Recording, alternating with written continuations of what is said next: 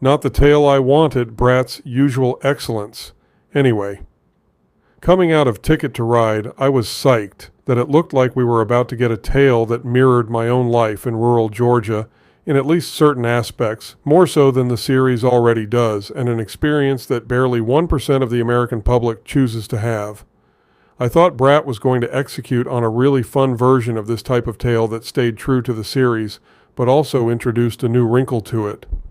Yeah, Bratt brushed by that story in about a paragraph, maybe less, which, to be fair, she had already told me she was going to do when I told her how excited I was at the end of Ticket to Ride and what I hoped to see in this book.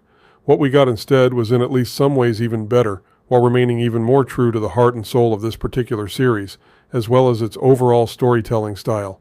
This book raises a lot of complicated issues and questions, all with Bratt's usual small-town charm and heart, and these serve to give even more depth to these characters, both newish and foundational. And yes, yet again, for those who know of the things Bratt speaks even publicly about her own life, yet again, there are a lot of mirrors here, or at bare minimum rhymes, and yet again these mirrors, or rhymes, serve to make the tale that much more real and that much more heartfelt. And perhaps this is exactly why this series has resonated so well with the audience that has demanded so many more stories here than Bratt had originally envisioned. Always an awesome problem for an author to have. Don't start with this book if you haven't been reading this series yet.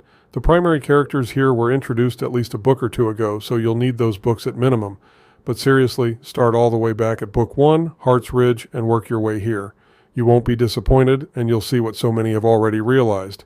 This really is one of the better Southern women's fiction series going right now, and quite likely of the millennium at minimum. Very much recommended.